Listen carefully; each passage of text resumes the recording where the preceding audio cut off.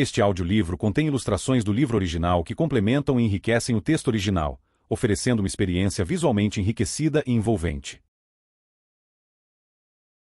Capítulo 2. Nosso legado límbico. Pare por um momento e morda o lábio. Sério, faça isso. Agora, coce a testa. Por fim, massageie a nuca. Fazemos esse tipo de coisa o tempo todo. Passe um período com outras pessoas e você verá que elas acabam replicando esses comportamentos regularmente. Você já se perguntou por que elas, e você também, fazem isso? A resposta pode estar escondida em uma caixa, a caixa craniana, onde o cérebro humano reside. Depois de aprender por que e como o cérebro aciona nosso corpo para expressar emoções de maneira não verbal, vamos descobrir como interpretar esses comportamentos. Portanto, vamos analisar mais detalhadamente a parte interna da caixa e examinar 1,5 kg de matéria mais incrível que existe dentro de nós. Muitas pessoas acham que possuem apenas um cérebro e o reconhecem como centro de suas habilidades cognitivas. Na verdade, existem 3 cérebros dentro do crânio humano, cada um executando funções específicas que, juntas, atuam como centro de comando e controle que regula tudo o que nosso corpo faz. Em 1952, Paul MacLean foi o primeiro cientista a falar do cérebro humano como um cérebro trino que é formado por um cérebro reptiliano, pedúnculo, um cérebro mamífero, límbico, e um cérebro humano, neocórtex, ver figura 3. Neste audiolivro vamos focar o sistema límbico do cérebro, a parte que MacLean chamou de cérebro mamífero, porque ele desempenha o papel mais importante na expressão de nossos comportamentos não verbais. Entretanto, usaremos o neocórtex, nosso cérebro humano ou pensante, para analisar criticamente as reações límbicas a fim de decodificar o que as pessoas estão pensando, sentindo ou planejando. Ledoux, 1996. Goleman, 1995. É fundamental saber que o cérebro controla todos os comportamentos, sejam eles conscientes ou inconscientes. Essa premissa é a base para entender todas as comunicações não verbais. Desde simplesmente coçar a cabeça até compor uma sinfonia, não há nada que você faça, exceto alguns reflexos musculares involuntários, que não seja dirigido pelo cérebro. De acordo com essa lógica, podemos interpretar esses comportamentos como aquilo que o cérebro escolhe para se comunicar externamente. O cérebro límbico é muito refinado. No nosso estudo das comunicações não verbais, o cérebro límbico é onde está a ação. Como é a parte que reage ao mundo, de forma reflexa e instantânea, em tempo real e sem pensar, o cérebro límbico emite uma resposta a verdadeiras informações vindas do ambiente. Myers, 1993. Como é responsável por nossa sobrevivência, ele não descansa, está sempre ligado. Além disso, é nosso centro emocional. É a partir daí que os sinais são emitidos para várias outras partes do cérebro, que por sua vez orquestram os comportamentos relacionados a emoções ou à nossa sobrevivência. Ledoux, 1996. Esses comportamentos podem ser observados e interpretados à medida que se manifestam fisicamente nos pés, tronco, braços, mãos e rosto. Como essas reações não são premeditadas, ao contrário das palavras, elas são sempre genuínas. Assim, o cérebro límbico é considerado o cérebro honesto quando pensamos em comportamentos não verbais. Goleman, 1995. Essas respostas límbicas de sobrevivência remontam não apenas à nossa infância, mas também à nossa ancestralidade enquanto espécie humana. Elas estão conectadas ao sistema nervoso, então é difícil ocultá-las ou eliminá-las. Seria como tentar suprimir uma resposta de sobressalto mesmo quando sabemos com antecedência que ouviremos um ruído alto. Portanto, é incontestável que comportamentos límbicos são honestos e confiáveis. São verdadeiras manifestações de nossos pensamentos, sentimentos e intenções. Ouça o quadro 7.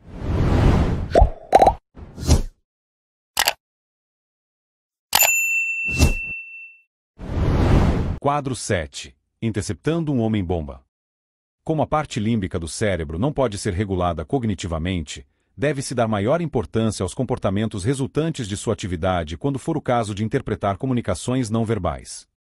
Você pode usar seus pensamentos para tentar ocultar suas emoções verdadeiras quanto quiser, mas o sistema límbico se autorregula e acaba dando pistas do que está de fato acontecendo. Observar essas reações de alarme e saber que são genuínas e significativas é extremamente importante. Pode até salvar vidas. Um exemplo disso ocorreu em dezembro de 1999, quando um agente da alfândega dos Estados Unidos frustrou os planos de um terrorista que passou a ser conhecido como Homem-Bomba do Milênio. Observando o nervosismo e o suor profuso de Ahmed Rezan ao entrar nos Estados Unidos vindo do Canadá, a agente Diana impediu que ele saísse do carro para um interrogatório adicional. Nesse momento, Rezan tentou fugir, mas logo foi capturado. Em seu carro, os policiais encontraram explosivos e temporizadores. Rezan foi condenado por tramar um atentado à bomba contra o aeroporto de Los Angeles. O nervosismo e a transpiração que a agente D observou são uma resposta do cérebro a situações de muito estresse. Como esses comportamentos límbicos são genuínos, a agente D estava confiante ao perseguir Rezan, sabendo que havia detectado uma linguagem corporal que justificava uma investigação mais profunda. O caso de Rezan ilustra como o estado psicológico de uma pessoa se manifesta de maneira não verbal no corpo. Nesse exemplo, o sistema límbico de um homem-bomba, que obviamente estava muito assustado com a possibilidade de ser descoberto, revelou seu nervosismo, apesar de todas as tentativas conscientes do rapaz para ocultar suas emoções subjacentes. Devemos nossa gratidão à agente Dean por ser uma observadora perspicaz do comportamento não verbal e evitar um atentado terrorista. A terceira parte do nosso cérebro passou a existir há relativamente pouco tempo na caixa craniana. Por isso, é chamado neocórtex, ou novo cérebro. Essa parte também é conhecida como cérebro humano pensante ou intelectual, porque é responsável pela cognição e pela memória de ordem superior. Ela nos distingue de outros mamíferos devido ao grande volume de massa, córtex, usado para os pensamentos. Esse é o cérebro que nos levou à Lua. Com sua capacidade de calcular, analisar, interpretar e intuir em um nível único para a espécie humana, ele é fundamental e criativo. Porém, é também a parte do cérebro que é menos honesta, portanto, é nosso cérebro mentiroso. Como produz pensamentos complexos, esse cérebro, diferentemente de seu equivalente límbico, é o menos confiável dos três principais componentes cerebrais. Ele pode enganar, e faz isso com frequência. Vrij, 2003. Voltando ao nosso exemplo anterior, embora o sistema límbico possa levar o homem-bomba do milênio a transpirar de forma profusa ao ser interrogado pela agente da alfândega, o neocórtex permite que ele minta sobre seus verdadeiros sentimentos. A parte pensante do cérebro, que é aquela que determina a fala, especificamente a área de Broca, poderia fazer com que o homem-bomba dissesse que não havia explosivos no carro, mesmo que essa alegação fosse uma mentira flagrante. O neocórtex permite que se diga facilmente a uma amiga que gostamos do novo corte de cabelo dela quando, na verdade, não gostamos, ou facilita que se façam afirmações duvidosas de forma muito convincente. Como o neocórtex, o cérebro pensante, pode ser desonesto, ele não é uma boa fonte de informações confiáveis ou precisas, OST, 2006. Resumindo, quando se trata de revelar comportamentos não verbais honestos que nos ajudam a analisar as pessoas, o sistema límbico é o santo graal da linguagem corporal. Portanto, essa é a área do cérebro onde queremos focar nossa atenção. Nossas respostas límbicas: congelar, fugir, lutar. Uma das maneiras clássicas pela qual o cérebro límbico garantiu a sobrevivência da nossa espécie e produziu um número confiável de sinais não verbais no processo, foi regulando nosso comportamento ao encarar perigos, fossemos um homem pré-histórico enfrentando um animal da idade da pedra ou um executivo enfrentando um chefe difícil. Ao longo de milênios, mantivemos reações viscerais resultantes de nossa herança animal, eficazes a ponto inclusive de salvar vidas. Para garantir nossa sobrevivência, a resposta muito refinada do cérebro a adversidades ou ameaças assumiu três formas: congelar, fugir e lutar. Como outras espécies animais que também eram protegidas pelo cérebro límbico, os seres humanos que possuíam essas reações límbicas sobreviveram, possibilitando a proliferação de nossa espécie, porque esses comportamentos já estavam previstos no nosso sistema nervoso. Tenho certeza de que muitos de vocês já ouviram falar em reação de lutar ou fugir, que é uma terminologia comumente usada para descrever a maneira como respondemos a situações ameaçadoras ou perigosas. Infelizmente, essa expressão está incompleta e fora de ordem. Na verdade, os animais, incluindo seres humanos, reagem ao perigo de acordo com a seguinte ordem: congelar, fugir, lutar. Se a reação inicial fosse de fato lutar ou fugir, a maioria de nós viveria ferida, abatida e exausta. Como mantivemos e aperfeiçoamos esse processo muito bem sucedido para lidar com estresse e perigo, E uma vez que as reações resultantes geram comportamentos não verbais que nos ajudam a entender os pensamentos, sentimentos e intenções de uma pessoa, vale a pena examinar cada item detalhadamente. A resposta de congelamento. Há milhões de anos, os primeiros hominídeos se deparavam com muitos predadores que poderiam devorá-los. Para que o homem primitivo fosse bem-sucedido, o cérebro límbico, que começou a evoluir a partir dos nossos antepassados, desenvolveu estratégias para compensar a vantagem da força que nossos predadores tinham sobre nós. Uma delas, ou primeira defesa do sistema límbico, era usar a resposta de congelamento. Movimento atrai atenção. A coisa mais eficaz que o cérebro límbico faz para garantir nossa sobrevivência é ativar o comportamento para permanecermos imóveis. A maioria dos animais, e certamente a maior parte dos predadores, reage a e é atraída por movimentos. Essa capacidade de congelar diante do perigo faz sentido. Muitos carnívoros perseguem alvos móveis e exercitam o mecanismo de perseguir, derrubar e morder, observado em felinos grandes, os principais predadores de nossos ancestrais. Muitos animais não apenas ficam paralisados quando confrontados por predadores, como até fingem que estão mortos, que é a expressão máxima da capacidade de congelar. É uma estratégia usada por marsupiais, mas eles não são os únicos animais que fazem isso. De fato, relatos sobre os tiroteios nas instituições de ensino de Columbine e Virginia Tech demonstram que os alunos usaram a resposta de congelamento para lidar com predadores fatais. Muitos alunos sobreviveram por terem ficado imóveis ou se fingido de mortos, embora estivessem a poucos metros dos assassinos. Instintivamente, os alunos adotaram comportamentos ancestrais que funcionam de maneira muito eficaz. Ficar imóvel geralmente torna as pessoas quase invisíveis para os outros, um fenômeno que todo policial das forças especiais da SWAT aprende. Assim, a resposta de congelamento foi passada do homem primitivo para o homem moderno e permanece hoje como nossa primeira linha de defesa contra uma ameaça ou um perigo detectado.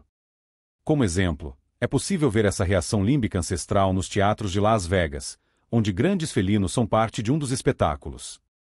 Quando o tigre ou o leão entra no palco, é quase certo que as pessoas na primeira fileira não vão fazer nenhum gesto injustificado com o braço ou a mão. Elas vão permanecer paralisadas nas poltronas. Essas pessoas não receberam instruções para ficarem imóveis. Fizeram isso porque o cérebro límbico preparou a espécie humana por milhares de anos para se comportar dessa maneira diante do perigo. No dia a dia da sociedade moderna, a resposta de congelamento é empregada de maneira mais sutil. É possível observá-la quando as pessoas são flagradas blefando ou roubando, ou às vezes quando estão mentindo.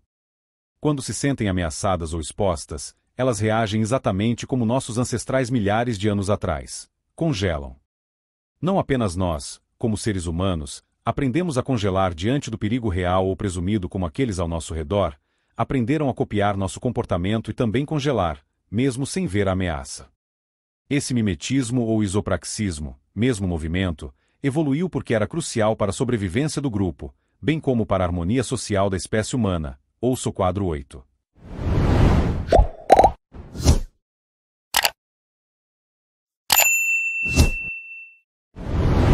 Essa ação de congelar, às vezes é chamada de efeito servo diante de faróis. Quando somos pegos desprevenidos em uma circunstância potencialmente perigosa, imediatamente ficamos paralisados antes de agir. Em nosso dia a dia, essa reação se manifesta de maneira inocente, como quando uma pessoa andando pela rua, para do nada, talvez dando um tapinha na testa, antes de se virar e voltar para casa a fim de desligar o fogão. Essa parada momentânea é suficiente para que o cérebro faça uma avaliação rápida, quer a ameaça venha na forma de um predador ou da lembrança de um perigo. De qualquer maneira, a psique deve lidar com uma situação potencialmente perigosa. Navarro, 2007. Quadro 8. A noite em que as mãos pararam de se mover. Certa vez eu estava na casa de minha mãe assistindo a televisão e tomando sorvete com familiares. Era tarde da noite, e alguém tocou a campainha, algo que é muito incomum no bairro. No mesmo instante, todos, adultos e crianças, congelaram as mãos, como se fosse uma coreografia. Foi incrível ver como todos nós reagimos com as mãos congeladas exatamente na mesma hora. No final, era só minha irmã, que havia esquecido as chaves. Mas é claro que isso nem tinha passado pela nossa cabeça. Foi um belo exemplo da resposta conectada ao perigo percebido e da primeira reação límbica, que é congelar. Soldados em combate reagem da mesma maneira. Quando o batedor congela, todo mundo imita, nada precisa ser dito. Congelamos quando confrontados por ameaças não só físicas e visuais, como no exemplo da campainha tarde da noite, mas também auditivas. Por exemplo, muitas pessoas permanecem imóveis quando são punidas. O mesmo comportamento é observado quando um indivíduo está sendo questionado sobre coisas que ele percebe que podem lhe causar problemas. A pessoa vai permanecer congelada como se estivesse em uma cadeira ejetora. Gregory, 1999. Uma manifestação semelhante do congelamento límbico ocorre durante entrevistas, quando as pessoas param de respirar ou passam a respirar de forma pouco intensa. Mais uma vez, é uma resposta ancestral a uma ameaça. O entrevistado não percebe esse comportamento, mas qualquer um que observe consegue notar com facilidade. Muitas vezes tive que dizer a um entrevistado que relaxasse e respirasse fundo durante uma entrevista ou um depoimento, pois ele não percebia como sua respiração tinha ficado fraca. Coerentes com a necessidade de congelar quando confrontadas com uma ameaça, pessoas que são interrogadas sobre um crime geralmente fixam os pés no chão em uma posição de segurança, entrelaçados às pernas da cadeira, e se mantêm assim por um período descomunal de tempo. Quando vejo esse tipo de comportamento, já consigo saber que algo está errado. Isso é uma resposta límbica que precisa ser explorada em mais detalhes. A pessoa pode ou não estar mentindo, pois não é possível detectar a farsa num primeiro momento. Mas, baseado no comportamento não verbal, posso garantir que algo está estressando o interrogado. Portanto, busco a fonte do mal-estar por meio de interação ou perguntas. Outro tipo de resposta de congelamento se manifesta quando o cérebro límbico tenta nos proteger diminuindo nossa exposição. Uma das coisas que se destaca quando se monitora o comportamento de ladrões em lojas é que eles tentam esconder sua presença física restringindo os movimentos ou se curvando como se tentassem ficar invisíveis. Ironicamente, isso os destaca ainda mais, pois é um desvio do comportamento normal de alguém que está fazendo compras. A maioria das pessoas anda pela loja com os braços bastante ativos e a postura ereta, em vez de curvada. Psicologicamente, aqueles que roubam lojas, ou crianças que tentam roubar discretamente um biscoito da despensa, buscam dominar o ambiente tentando se esconder em público. Outro modo de tentar se esconder em público é limitando a exposição da cabeça. Isso é feito levantando os ombros e abaixando a cabeça, o efeito tartaruga. Lembre-se de um time de futebol saindo de campo após perder uma partida e você conseguirá visualizar esse efeito. Veja a figura 4. Figura 4. O efeito tartaruga, os ombros se levantam e a cabeça se abaixa, costuma ser visto quando as pessoas são humilhadas ou subitamente perdem a autoconfiança. De maneira interessante e triste, crianças vítimas de abuso costumam manifestar esses comportamentos límbicos de congelamento. Na presença de pessoas abusivas, os braços ficam dormentes e a criança evita contatos visuais, como se isso ajudasse a não ser vista. De certa forma, ela está se escondendo em público, o que é uma ferramenta de sobrevivência para essas crianças indefesas. A resposta de fuga. Um dos objetivos da resposta de congelamento é evitar que a pessoa seja vista por predadores perigosos ou em situações de perigo. Outro é dar ao indivíduo ameaçado a oportunidade de avaliar a situação e determinar a melhor medida a ser tomada.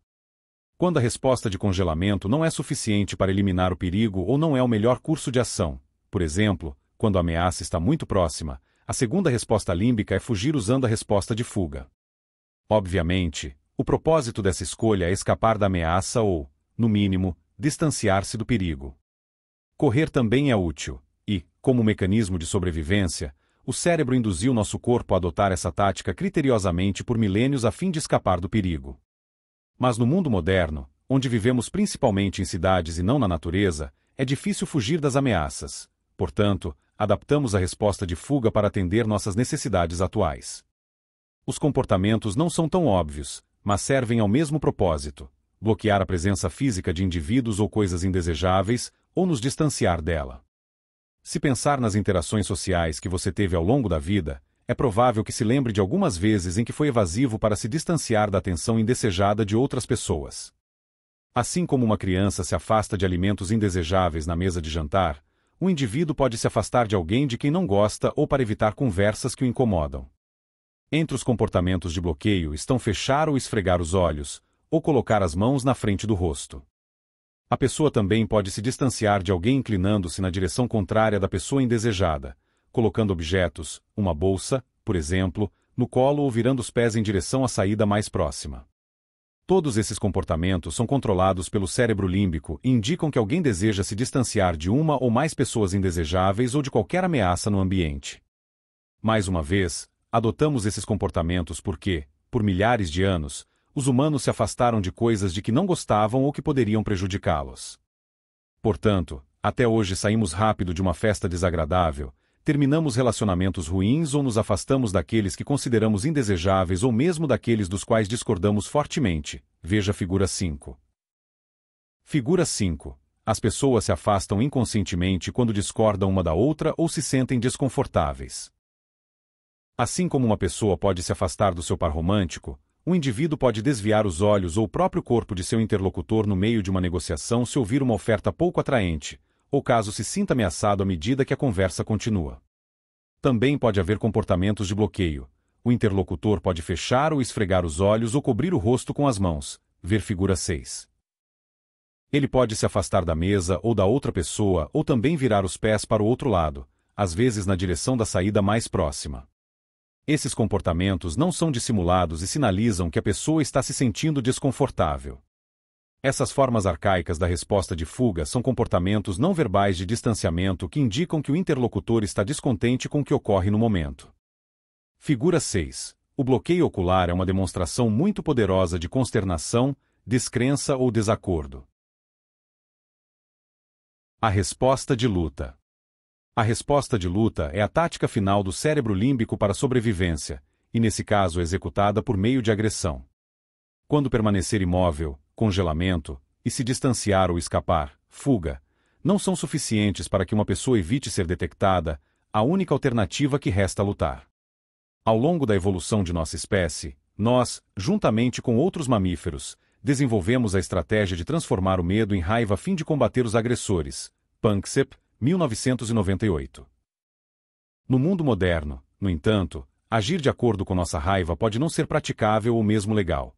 Portanto, o cérebro límbico desenvolveu outras estratégias além da resposta mais primitiva da luta física. Uma forma de agressão moderna é a argumentação. Embora o significado original do termo argumento se refira apenas a um debate ou uma conversa, a palavra tem sido cada vez mais usada para descrever uma discussão. Argumentar de forma calorosa é essencialmente lutar por meios não físicos. Insultos, ataques pessoais, contra-argumentos, menosprezo do nível hierárquico ou social, incitação e sarcasmo são todos, cada um à sua maneira, equivalentes modernos da luta, por serem formas de agressão. Analisando bem, até ações judiciais cíveis podem ser interpretadas como um tipo de luta moderna e socialmente sancionada no qual os litigantes confrontam de forma agressiva dois pontos de vista opostos.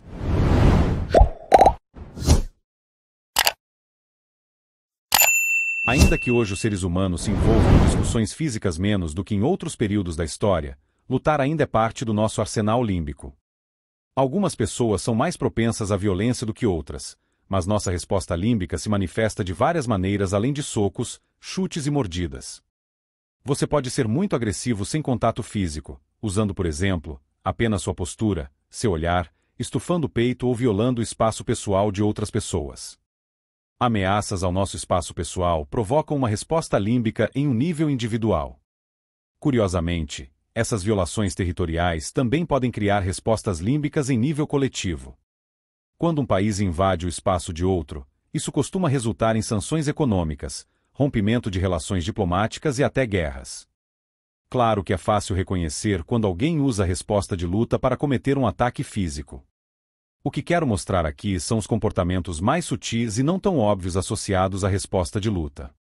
Assim como vemos diversas manifestações das reações límbicas de congelamento e de fuga, o decoro moderno exige evitar agir de acordo com nossas inclinações primitivas de lutar quando nos sentimos ameaçados. Em geral, aconselho as pessoas a não usar agressão, verbal ou física, como meio de alcançar seus objetivos. Assim como a resposta de luta é o último recurso ao lidar com uma ameaça, usada somente se as táticas de congelamento e fuga se mostrarem insuficientes, você também deve evitá-la sempre que possível. Além das razões legais e físicas óbvias que motivam essa recomendação, táticas agressivas podem resultar em confusão emocional, tornando difícil para a pessoa se concentrar e pensar claramente sobre a situação ameaçadora em questão. Quando somos emocionalmente estimulados, e uma boa luta é suficiente para tal, nossa capacidade de pensar de forma eficaz é afetada. Isso acontece porque nossas habilidades cognitivas são sequestradas para que o cérebro límbico possa fazer pleno uso de todos os recursos cerebrais disponíveis. Goleman, 1995. Uma das melhores razões para estudar comportamentos não verbais é que às vezes eles podem alertá-lo sobre uma pessoa que pretende agredi-lo fisicamente, dando-lhe tempo para evitar um possível conflito. Conforto, desconforto e pacificadores. Para usar um termo da antiga série Jornada nas Estrelas, a primeira diretriz do cérebro límbico é garantir nossa sobrevivência como espécie. Ele faz isso por ser programado para garantir nossa segurança, evitando perigos ou desconfortos e buscando segurança ou conforto sempre que possível. E também nos permite recordar experiências passadas e aproveitá-las. Ouça o quadro 9. Até agora, vimos que o sistema límbico é muito eficiente em nos ajudar a lidar com ameaças. Agora vamos analisar como o cérebro e o corpo trabalham juntos para nos dar conforto e autoconfiança quanto à nossa segurança pessoal. Ao experimentar uma sensação de conforto, bem-estar, o cérebro límbico vaza essa informação na forma de linguagem corporal coerente com nossos sentimentos positivos. Observe alguém descansando em uma rede em um dia agradável. O corpo reflete o intenso conforto experimentado pelo cérebro. Por outro lado, quando nos sentimos angustiados, desconforto, o cérebro límbico expressa um comportamento não verbal que reflete esse estado negativo. Basta observar como as pessoas ficam quando seu voo é cancelado ou está atrasado. Os corpos dizem tudo. Portanto, queremos aprender a examinar mais de perto os comportamentos de conforto e desconforto que vemos todos os dias e usá-los para avaliar sentimentos, pensamentos e intenções. Em geral, quando o cérebro límbico está em estado de conforto, esse bem-estar mental e fisiológico se reflete em demonstrações não verbais de satisfação e elevada autoconfiança. Mas, quando o cérebro límbico experimenta desconforto, a linguagem corporal correspondente é caracterizada por comportamentos emblemáticos de estresse ou baixa autoconfiança. Conhecer esses marcadores comportamentais irá ajudá-lo a determinar o que uma pessoa deve estar pensando, como agir ou o que esperar ao lidar com outras pessoas em qualquer contexto. A importância dos comportamentos pacificadores. Compreender como as respostas de congelamento, fuga e luta do sistema límbico influenciam o comportamento não verbal é apenas parte da equação. Ao estudar esses comportamentos, você descobrirá que, sempre que há uma resposta límbica, especialmente a uma experiência negativa ou ameaçadora, ela será seguida por algo que chamo comportamentos pacificadores. Navarro, 2007. Essas ações, muitas vezes chamadas de adaptadores na literatura, servem para nos acalmar depois que passamos por algo desagradável ou extremamente ruim. Knapp Hall, 2002. Ao tentar restabelecer as condições normais, o cérebro pede que o corpo manifeste comportamentos reconfortantes, pacificadores. Como eles são sinais externos, é possível observá-los e decodificá-los em tempo real e no contexto da situação. Quadro 9. Um cérebro que não esquece. O cérebro límbico é como um computador que recebe e armazena dados do mundo exterior.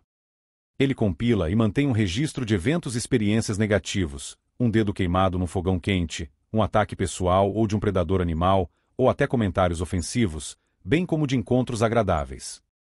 Usando essas informações, o cérebro límbico permite que se navegue em um mundo perigoso e muitas vezes implacável. Goleman, 1995. Por exemplo, uma vez que o sistema límbico registra um animal como perigoso, essa impressão fica incorporada à nossa memória emocional para que, na próxima vez que o animal for visto, a reação aconteça instantaneamente. Da mesma forma, se nos depararmos com o valentão da classe 20 anos mais tarde, os sentimentos negativos de muito tempo atrás vão emergir mais uma vez, graças ao cérebro límbico. Geralmente é difícil esquecer quando alguém nos machuca porque essa experiência fica registrada no sistema límbico mais primitivo, que é a parte do cérebro projetada não para raciocinar, mas para reagir. Goleman, 1995. Certa vez, encontrei um indivíduo com quem nunca me dei bem. Fazia 4 anos desde que eu tinha visto pela última vez, mas minhas reações viscerais, límbicas, continuavam tão negativas quanto eram anos atrás. Meu cérebro estava me lembrando de que esse indivíduo se aproveita dos outros, assim me alertando a ficar longe. Esse fenômeno é precisamente o que Gavin de Becker comentou em seu perspicaz livro Virtudes do Medo. O sistema límbico é eficiente da mesma forma para gravar e armazenar eventos e experiências positivos, por exemplo, satisfação de necessidades básicas, elogios e relacionamentos interpessoais agradáveis. Assim, um rosto amigável ou familiar causará uma reação imediata, uma sensação de prazer e bem-estar. Os sentimentos de euforia quando vemos um velho amigo ou reconhecemos um aroma agradável da infância ocorrem porque esses encontros foram registrados na zona de conforto do banco de memória associado ao nosso sistema límbico. O uso de pacificadores não é exclusivo da nossa espécie. Por exemplo, cães e gatos lambem a si mesmos e uns aos outros como uma forma de oferecer conforto. Os seres humanos exibem um número muito maior de comportamentos pacificadores. Alguns são muito óbvios, enquanto outros são muito mais sutis. Se solicitada a identificar um comportamento pacificador, a maioria das pessoas logo pensa em uma criança chupando o polegar, mas nem se toca num primeiro momento de que, depois que deixamos de lado essa busca por conforto, passamos a adotar maneiras mais discretas e socialmente aceitáveis de atender à necessidade de nos acalmar, por exemplo, mascar chiclete, morder lápis. Muitos não percebem que esses são comportamentos pacificadores mais sutis ou desconhecem sua importância para revelar os pensamentos e sentimentos de uma pessoa. É uma pena. Para interpretar corretamente comportamentos não verbais, é fundamental aprender a reconhecer e decodificar comportamentos humanos pacificadores, pois eles revelam muito sobre o estado mental atual de uma pessoa e fazem isso com uma precisão incomum, ouça o quadro 10. Procuro comportamentos pacificadores nas pessoas para saber quando elas não estão à vontade ou quando estão reagindo negativamente a algo que eu fiz ou disse. Em uma entrevista, consigo detectar isso em uma resposta a uma pergunta ou em um comentário específico. Comportamentos que sinalizam desconforto, como inclinar-se para frente, franzir a testa, cruzar ou tensionar os braços, são geralmente seguidos por movimentos das mãos para buscar conforto, ver figura 8. Procuro esses comportamentos para confirmar o que está acontecendo na mente da pessoa com quem estou lidando. Por exemplo, se toda vez que pergunto a uma pessoa, "Você conhece fulano?", ela responde, "Não", e então imediatamente toco o pescoço ou a boca, sei que ela busca conforto diante dessa pergunta específica, ver figura 9. Não sei se ela está mentindo, porque é bastante difícil detectar dissimulações, mas sei que ficou incomodada com a pergunta, pois precisou de um comportamento pacificador depois de ouvi-la. Isso me levará a me aprofundar nessa área de investigação. É importante que um investigador perceba os comportamentos pacificadores, pois às vezes eles ajudam a revelar uma mentira ou uma informação oculta. Acho que indicadores de respostas pacificadoras são muito mais importantes e confiáveis do que tentar estabelecer a veracidade de uma informação. Eles ajudam a identificar quais assuntos específicos incomodam ou afligem uma pessoa. Frequentemente, conhecê-los pode resultar na revelação de informações que levam a novas ideias. Quadro 10. Capturada pelo pescoço. Tocar e ou acariciar o pescoço é um dos comportamentos pacificadores mais significativos e frequentes que existem como resposta ao estresse. Para buscar conforto, as mulheres costumam cobrir ou tocar a fenda supraesternal com a mão, veja a figura 7. A fenda supraesternal é a área oca entre o pomo de Adão e o externo, que às vezes é chamada covinha do pescoço. Quando uma mulher toca essa parte ou a cobre com a mão, geralmente é porque está se sentindo angustiada, ameaçada, desconfortável, insegura ou assustada. É uma pista comportamental que pode ser usada para detectar, entre outras coisas, o desconforto de uma pessoa que está mentindo ou ocultando informações importantes. Certa vez, trabalhei em uma investigação em que achávamos que um fugitivo armado e perigoso estava escondido na casa da mãe. Outro agente e eu fomos à casa da mulher. Quando batemos a porta, ela concordou em nos deixar entrar. Mostramos nosso distintivo e começamos a fazer uma série de perguntas. Quando questionei, "Seu filho está em casa?", ela colocou a mão sobre a fenda supraesternal e disse, "Não, ele não está." Observei esse comportamento e continuamos com o interrogatório. Depois de alguns minutos, perguntei, "Existe a possibilidade de seu filho ter entrado furtivamente na casa enquanto você trabalhava?" Mais uma vez, ela colocou a mão na covinha do pescoço e respondeu, "Não, eu saberia se ele estivesse aqui." Agora eu estava confiante de que seu filho estava em casa, porque ela só levava a mão ao pescoço quando eu mencionava essa possibilidade. Para ter certeza de que minha suposição estava correta, continuamos conversando com a mulher até que, enquanto nos preparávamos para sair, fiz uma última tentativa. Só para finalizar meus registros, você tem certeza de que ele não está em casa, não é? Pela terceira vez, ela levou a mão ao pescoço. Agora eu tinha certeza de que a mulher estava mentindo. Pedi permissão para revistar a casa e, de fato, o rapaz estava escondido em um closet, debaixo de alguns cobertores. Ela teve a sorte de não ser acusada de obstrução da justiça. Seu desconforto ao mentir para a polícia sobre o filho fugitivo fez com que seu sistema límbico gerasse um comportamento pacificador que a denunciou. Tipos de comportamento pacificador.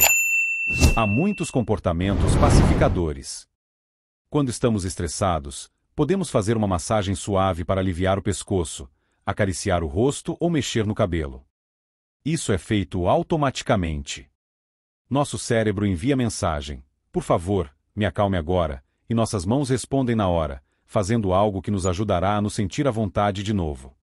Às vezes, buscamos conforto passando a língua nos lábios ou na parte interna das bochechas, ou expirando lentamente com as bochechas infladas. Veja as figuras 10 e 11. Se uma pessoa estressada é fumante, ela vai fumar mais. Se a pessoa mascar chiclete, ela irá mascá-lo mais rápido. Todos esses comportamentos pacificadores servem ao mesmo propósito: estimular terminações nervosas, liberando endorfinas relaxantes no cérebro, de modo que ele possa se acalmar. Panksepp, 1998. Figura 7. Cobrir a covinha do pescoço reduz inseguranças, desconfortos emocionais, medos ou preocupações. Mexer em um colar geralmente serve ao mesmo propósito. Figura 8. Esfregar a mão na testa geralmente é um bom indicador de que uma pessoa está lutando contra algo ou está passando por um desconforto. Figura 9. Tocamos o pescoço quando há desconforto emocional, dúvida ou insegurança. Figura 10. Tocar a bochecha ou o rosto é uma maneira de buscar conforto quando estamos nervosos, irritados ou preocupados.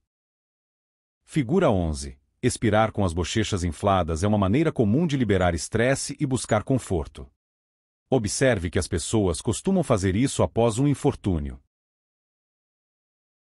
Vamos considerar como comportamento pacificador qualquer toque no rosto, na cabeça, no pescoço, no ombro, no braço, na mão ou na perna em resposta a um estímulo negativo, por exemplo, uma pergunta difícil, uma situação embaraçosa ou um estresse resultante de algo ouvido, visto ou pensado. Esses gestos não resolvem problemas, mas nos ajudam a manter a calma ao executá-los. Em outras palavras, eles nos trazem conforto. Homens preferem tocar rosto. Mulheres preferem tocar pescoço, roupas, joias, braços e cabelo. Cada pessoa tem seu pacificador favorito, optando por mascar chicletes, fumar cigarros, consumir mais alimentos, lamber os lábios, esfregar o queixo, acariciar o rosto, mexer em objetos, canetas, lápis, batom ou relógios, puxar o cabelo ou coçar o antebraço. Às vezes, o pacificador é ainda mais sutil, como sacudir a camisa ou ajustar a gravata. Veja a figura 12. Quando uma pessoa faz isso, parece que está simplesmente se ajeitando, mas na verdade só quer amenizar seu nervosismo movendo o braço e dando às mãos algo para fazer. Esses também são, em última análise, comportamentos pacificadores determinados pelo sistema límbico e exibidos em resposta ao estresse. Figura 12. Os homens ajustam a gravata para lidar com insegurança ou desconforto. A gravata fica sobre a fenda supraesternal. Apresentamos a seguir alguns dos comportamentos pacificadores mais comuns e evidentes. Ao vê-los, pare e se pergunte: por que essa pessoa está precisando se acalmar? A capacidade de vincular um comportamento pacificador ao estressor específico que o causou pode ajudar você a entender com mais precisão os pensamentos, sentimentos e intenções de uma pessoa. Comportamentos pacificadores relativos ao pescoço. Tocar e ou acariciar o pescoço é um dos comportamentos pacificadores mais significativos e frequentes. Uma pessoa pode esfregar ou massagear a nuca com os dedos, outra pode passar a mão nas laterais do pescoço ou logo abaixo do queixo, acima do pomo de Adão, puxando a área carnuda do pescoço. Essa área é rica em terminações nervosas que, quando estimuladas, reduzem a pressão arterial, diminuem a frequência cardíaca e acalmam o indivíduo. Veja as figuras 13 e 14. Figura 13. Os homens tendem a massagear ou esfregar o pescoço para aliviar uma tensão. Essa área é rica em terminações nervosas, incluindo o nervo vago, que, quando massageado, diminui a frequência cardíaca. Figura 14. Para lidar com desconforto ou insegurança, os homens normalmente cobrem o pescoço com mais vigor do que as mulheres. Ao longo das décadas em que estudei comportamentos não verbais, observei que há diferenças na maneira como homens e mulheres usam o pescoço para se acalmar. Normalmente, os homens são mais vigorosos, segurando o pescoço logo abaixo do queixo, estimulando assim os nervos do pescoço, especificamente os nervos vagos ou seio carótico, o que, por sua vez, diminui a frequência cardíaca e tem efeito relaxante. Às vezes, os homens esfregam com os dedos as laterais do pescoço ou a nuca, ou ajustam o nó da gravata ou a gola da camisa. Ver figura 15. Figura 15. Mesmo um breve toque no pescoço servirá para aliviar a ansiedade ou o desconforto. Tocar ou massagear o pescoço é um pacificador poderoso e universal. As mulheres buscam conforto de maneira diferente. Por exemplo, para estimular o pescoço, às vezes elas tocam, torcem ou manipulam um colar. Se estiverem usando um, veja quadro 11. Como já dito antes, cobrir a fenda supraesternal é outro comportamento pacificador recorrente. As mulheres tocam essa parte do pescoço ou a cobrem quando estão estressadas, inseguras, ameaçadas, assustadas, desconfortáveis ou ansiosas. Curiosamente, observei que as grávidas começam movendo a mão em direção ao pescoço, mas no último momento a desviam para a barriga, como se quisessem proteger o feto. Quadro 11. O pêndulo pacificador. Observe um casal conversando à mesa. Se a mulher começa a mexer no colar, provavelmente está um pouco nervosa. Mas se os dedos estão na covinha do pescoço, fenda supraesternal, é provável que exista uma preocupação ou que ela esteja se sentindo muito insegura. Na maioria dos casos, se a mão direita estiver na fenda supraesternal, a pessoa cobrirá o cotovelo direito com a mão esquerda. Quando a situação estressante termina ou há um intervalo na discussão, a mão direita irá baixar e relaxar sobre o braço esquerdo dobrado. Se a situação volta a ficar tensa, a mão direita mais uma vez sobe até a fenda supraesternal. À distância, o movimento do braço se parece com a agulha de um medidor de estresse, movendo-se da posição de repouso, no braço, ao pescoço e vice-versa, de acordo com o nível de estresse envolvido.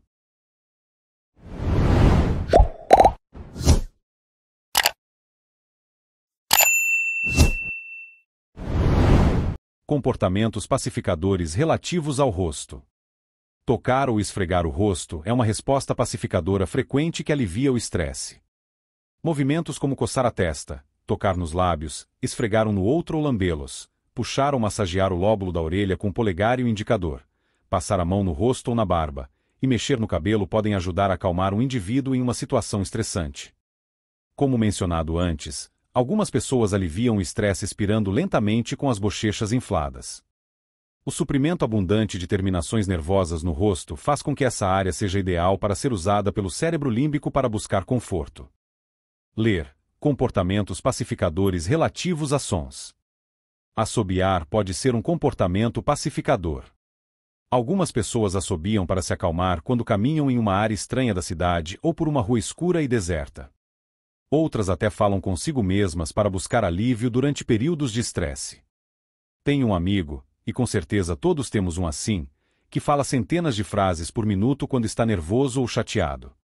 Alguns comportamentos pacificadores combinam os fatores tátil e auditivo, como dar batidinhas com lápis na mesa ou tamborilar os dedos. Bocejos em excesso. Às vezes, vemos indivíduos sob estresse bocejando excessivamente. Bocejar não é apenas uma forma de respirar fundo. Durante o estresse, quando a boca fica seca, um bocejo pode pressionar as glândulas salivares. Retesar as várias estruturas dentro e ao redor da boca faz com que as glândulas liberem umidade para a boca seca durante períodos de ansiedade. Nesses casos, é o estresse, e não a falta de sono, que causa o bocejo. Ler. Limpeza das pernas. A limpeza das pernas é um comportamento pacificador que muitas vezes passa despercebido, porque com frequência ocorre sob um balcão ou uma mesa. Essa atividade calmante funciona da seguinte maneira: uma pessoa coloca uma mão, ou as duas, com a palma sobre a perna, ou pernas, e então a desliza pela coxa em direção ao joelho, ver figura 16. Algumas pessoas fazem esse movimento uma única vez, mas muitas repetem o gesto ou apenas ficam massageando a perna. Isso também pode ser feito para secar as palmas das mãos, caso elas tenham suado por causa da ansiedade, mas principalmente para se livrar da tensão. Vale a pena procurar esse comportamento não verbal, porque é um bom indicativo de que alguém está sob estresse. Uma maneira de tentar detectá-lo é observar pessoas que colocam um ou os dois braços embaixo da mesa. Se a pessoa estiver fazendo uma limpeza das pernas, normalmente você verá o ombro se movendo à medida que ela esfrega a perna. Figura 16. Quando estressadas ou nervosas, as pessoas limpam a palma das mãos na coxa para se acalmarem. Frequentemente oculto, uma vez que é executado sob as mesas, é um ato indicativo muito preciso de desconforto ou ansiedade. Pela minha experiência, concluí que a limpeza das pernas é muito importante, pois ocorre rapidamente em reação a um evento negativo. Observei esse comportamento por anos em casos em que os suspeitos foram apresentados a provas condenatórias, como fotos da cena de um crime com a qual eles já estavam familiarizados, reconhecimento de culpa. Esse comportamento pacificador de limpeza realiza duas coisas ao mesmo tempo: seca o suor das palmas das mãos e proporciona alívio por meio do toque. Você também pode detectá-lo quando um casal sentado é incomodado ou interrompido por uma pessoa indesejável, ou quando alguém se esforça para lembrar um nome. No meio policial, é possível ver comportamentos pacificadores das mãos ou pernas em acariações, por exemplo, quando o interrogado vai emitindo muito mais sinais conforme surgem perguntas difíceis. Um aumento na quantidade ou no vigor dos comportamentos de limpeza das pernas é um indicador muito bom de que uma pergunta causou algum tipo de desconforto à pessoa, seja porque ela reconhece a culpa, porque está mentindo ou porque você está chegando a um assunto que ela não quer discutir, ouça o quadro 12. O comportamento também pode ocorrer porque o interrogado está aflito com as respostas que esperam que ele dê às perguntas. Portanto, fique de olho no que acontece embaixo da mesa monitorando o movimento dos braços. Você se surpreenderá com a quantidade de coisas que consegue coletar desses comportamentos. Uma advertência sobre limpeza das pernas. Embora certamente seja detectada em pessoas que estão sendo dissimuladas, também a observei em indivíduos inocentes que simplesmente estavam nervosos. Portanto, tome cuidado para não tirar conclusões precipitadas. Frank et al., 2006. A melhor maneira de interpretar o comportamento de limpeza das pernas é reconhecer que ele reflete a necessidade do cérebro de transmitir alívio, e, portanto, as razões para o nervosismo do indivíduo devem ser investigadas mais a fundo. O ventilador. Esse comportamento envolve uma pessoa, geralmente um homem, colocando os dedos entre o colarinho da camisa e o pescoço e afastando o tecido da pele, ver figura 17. Essa ação de ventilação costuma ser uma reação ao estresse e é um bom indicador de que a pessoa está incomodada com algo em que está pensando ou que está acontecendo em seu ambiente. Uma pessoa com uma blusa mais decotada ou de cabelo grande consegue realizar essa atividade não verbal de maneira mais sutil, ventilando apenas a frente da blusa ou jogando o cabelo para trás a fim de ventilar o pescoço. Figura 17. Ventilar a área do pescoço alivia o estresse e o desconforto emocional. Rodney Dangerfield, o comediante, ficou famoso por fazer isso quando era desrespeitado. Quadro 12. Do Facebook ao Desgracebook. Tudo estava indo bem durante uma entrevista de emprego até que, quase no final, o candidato começou a falar sobre networking e a importância da internet. O empregador o elogiou por esse comentário e fez uma observação sobre como a maioria dos universitários usava a internet de maneira destrutiva, usando sites como o Facebook para postar mensagens e fotos que poderiam prejudicar a pessoa futuramente. Nesse momento, o empregador percebeu que o candidato fez uma vigorosa limpeza de perna, esfregando a mão direita ao longo da coxa várias vezes. O empregador não disse nada na hora, agradeceu ao jovem pela entrevista e o levou para fora do escritório. Ele então foi ao computador. Sua suspeita foi despertada pelo comportamento pacificador do candidato, e verificou se o jovem tinha perfil no Facebook. E, como seria de esperar, realmente tinha. E não era nada agradável. O abraço em si mesmo. Ao enfrentar situações estressantes, algumas pessoas cruzam os braços e esfregam as mãos nos ombros, como se sentissem um calafrio. Quando uma pessoa emprega esse comportamento pacificador, ela está manifestando uma reminiscência da maneira como uma mãe abraça uma criança pequena. É uma ação protetora e relaxante que adotamos para nos acalmar quando queremos nos sentir seguros. No entanto, se a pessoa estiver com os braços cruzados, inclinando-se para frente e olhando de modo desafiador, isso não é um comportamento pacificador. Usando pacificadores para analisar as pessoas de maneira mais eficaz. Para conhecer melhor uma pessoa por meio de comportamentos pacificadores não verbais, existem algumas diretrizes que você precisa seguir. 1. Reconhecer os comportamentos pacificadores no momento em que eles ocorrerem. Apresentei todos os principais. À medida que você faz um esforço conjunto para detectar esses sinais corporais, fica muito mais fácil detectá-los nas outras pessoas. 2. Estabelecer o comportamento pacificador padrão de um indivíduo. Dessa forma, você consegue observar qualquer alteração de frequência ou intensidade nos comportamentos pacificadores dessa pessoa e então reagir de acordo. 3. Ao ver uma pessoa fazer um gesto pacificador, pare e se pergunte: o que a levou a fazer isso? É fato que o indivíduo está se sentindo desconfortável com alguma coisa. Seu trabalho, como coletor de inteligência não verbal, é descobrir que coisa é essa. 4. Entender que os comportamentos pacificadores quase sempre são usados para acalmar uma pessoa depois que um evento estressante ocorre. Assim, como princípio geral, você pode supor que, se um indivíduo exibe um comportamento pacificador, é porque algum evento ou estímulo estressante o precedeu. 5. A capacidade de vincular um comportamento pacificador ao estressor específico que o causou pode ajudá-lo a entender melhor a pessoa com quem você está interagindo. 6.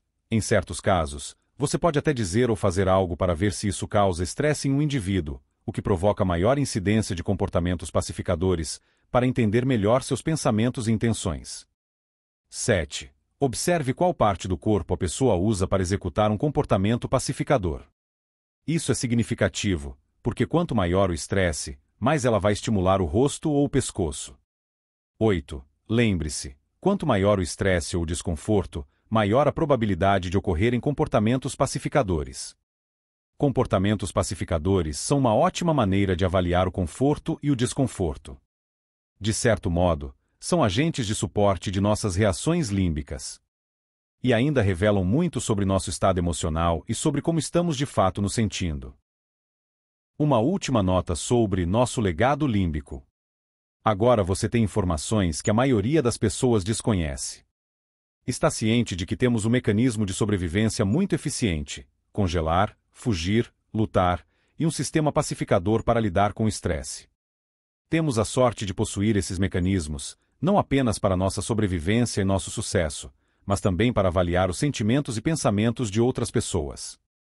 Neste capítulo, também aprendemos que, com exceção de certos reflexos, todos os comportamentos são controlados pelo cérebro. Examinamos 2 dos 3 principais cérebros e de nossa caixa craniana, o cérebro neocórtex pensante e o cérebro límbico, mais automático, e quais as diferenças entre os papéis que executam. Ambos desempenham funções importantes. Porém, para nossos propósitos, o sistema límbico é mais importante porque é o cérebro mais honesto, responsável por produzir os sinais não verbais mais significativos para determinar pensamentos e sentimentos verdadeiros. Ratey, 2001. Agora que sabe o básico sobre como o cérebro reage ao mundo, você deve estar se perguntando se é fácil detectar e decodificar comportamentos não verbais. Essa é uma dúvida frequente. A resposta é sim e não. Depois de ouvir este audiolivro, alguns sinais corporais ficarão mais claros. Eles literalmente clamam por atenção. Por outro lado, existem muitos aspectos da linguagem corporal que são mais sutis e, portanto, mais difíceis de detectar. Vamos focar os comportamentos mais óbvios e os mais sutis que o cérebro límbico faz o corpo executar. Com o tempo e a prática, decodificá-lo se tornará natural, como olhar para os 2 lados antes de atravessar uma rua movimentada. Isso nos leva aos comportamentos de pernas e pés, que são o ponto focal de nossa atenção no próximo capítulo.